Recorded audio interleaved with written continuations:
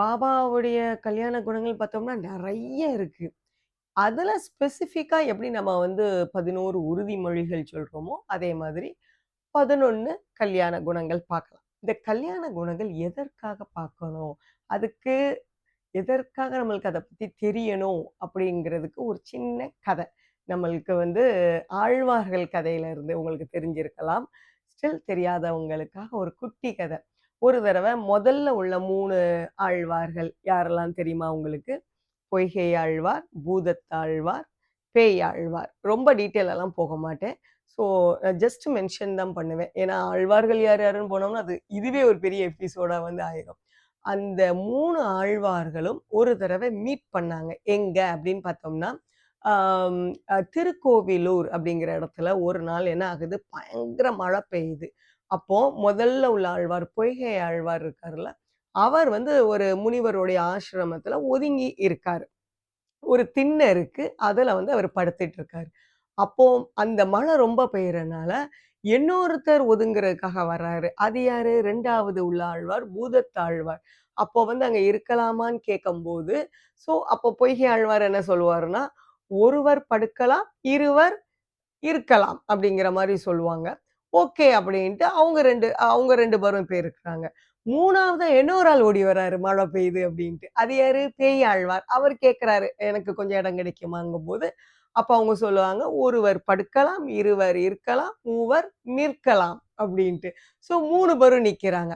3 பேரும் என்ன ஆயிருது, இப்ப 3 பேரும் இப்ப நம்ம ஒரே எண்ண ஓட்டங்கள் உள்ளவங்களா இருந்தா நம்ம என்ன பண்ணுவோம்? அது ரிலேட்டடாவே பேசுவோம். அப்படிதானே? இப்ப ஒரு பாபா பக்தியும், இன்னொரு பாபா பக்தியும் பார்த்தா என்ன பண்ணுவோம்? பாபாவ பத்தி தான் பேசிக்கிட்டு இருப்போம். அப்படிதானே?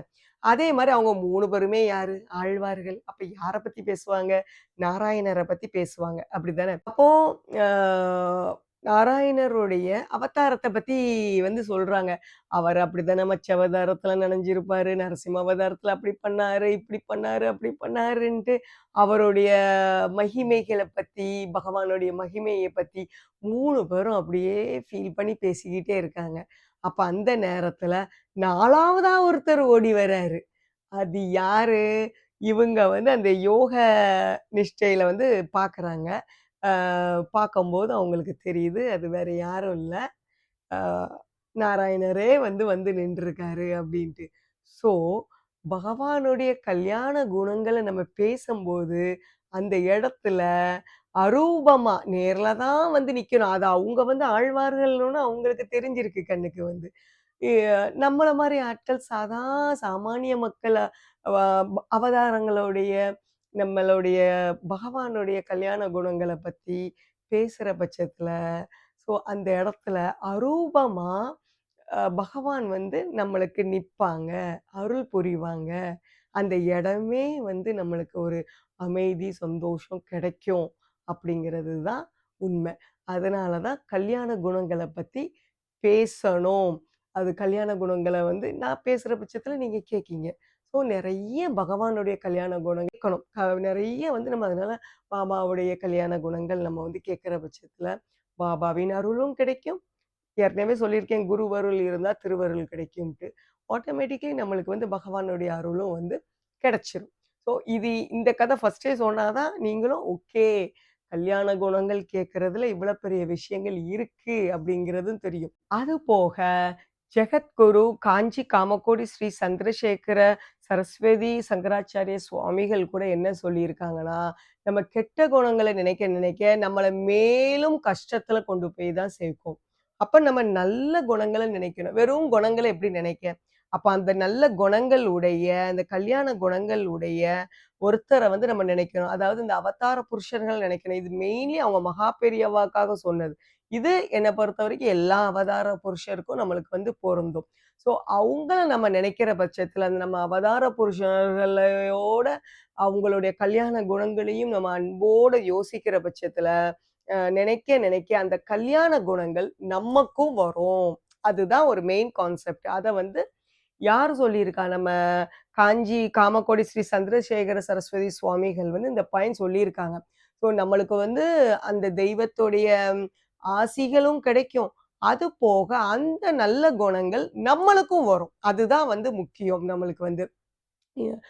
அதனால தான் நம்மளுக்கு வந்து அப்ப 2 பெனிஃபிட். என்னெல்லாம் பெனிஃபிட் இருக்கு நம்மளுக்கு கல்யாண குணங்கள் கேட்கிற பட்சத்துல, நம்மளுக்கு பகவானுடைய அருள், அருரூபமா பகவானே வந்து நிப்பாங்க. அவங்களுடைய அருள் ஆசி கிடைக்கும். நிம்மதி இருக்கும். அந்த இடமே சந்தோஷமா நிம்மதி இருக்கும். எந்த இடத்துல பகவானுடைய கல்யாண குணங்கள் பேசப்படுதோ, அந்த இடத்துல வந்து நம்மளுக்கு சந்தோஷம் நிலவும்ன்ட்டு ஒரு இது.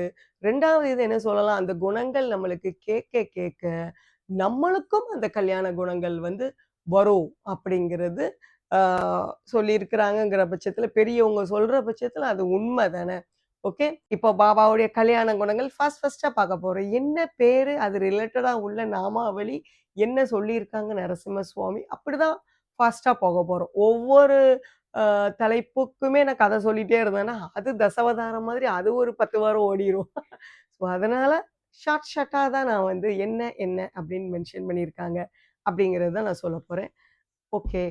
ஃபர்ஸ்ட் கல்யாண குணம் என்ன அப்படின்னு சொல்லலாமா? பாபாவுடையது. எனக்கு பிடிச்ச ஃபர்ஸ்ட் கல்யாண குணம் என்னன்னு பார்த்தோம்னா, பாபா இந்த செவையர். செவையர் அப்படின்னா பாதுகாப்பாளர் அப்படின்ட்டு வந்து அர்த்தம்.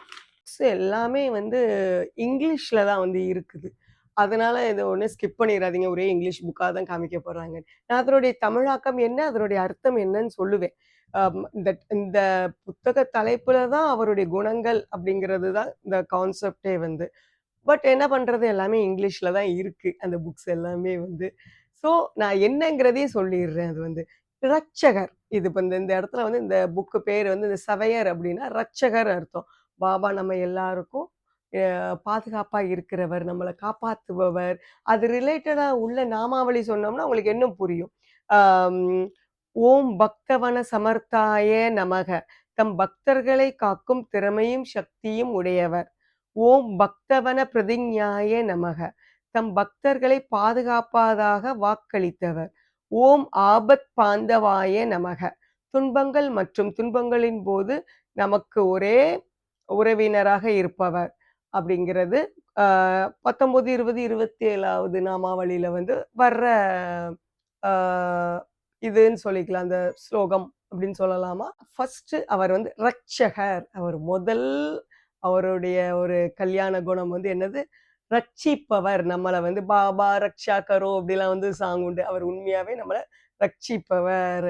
ஒரு தடவ வந்து நான் ஃப்ளைட்ல வரும்போது, நான் என்ன பண்ணுவேன்னா, சில நேரம் ஃப்ரீயா இருந்துச்சுன்னா, லாக்டவுன் டைம்லலாம் பக்கத்துல உள்ள சீட்டு ஃப்ரீயா இருக்கும். அப்ப நான் வந்து ஏதாவது நான் என்ன புக் படிக்கிறேனோ, அந்த புக்க வந்து வச்சிருப்பேன் பக்கத்துல வந்து.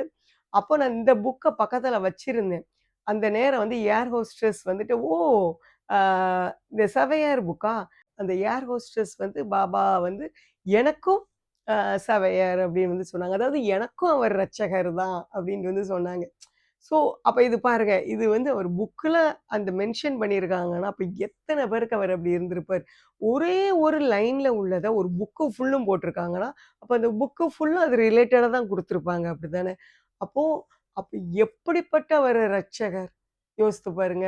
அவர் வந்து இருக்கிற கோடான கோடி மக்கள் எல்லாருக்கும் அவர் ரட்சகர் தான். ஓகே. ஸோ ஃபர்ஸ்ட் கல்யாண குணம் ரட்சகர் அப்படின்னு சொல்லியாச்சு. இப்போ 2வது கல்யாண குணம் என்ன?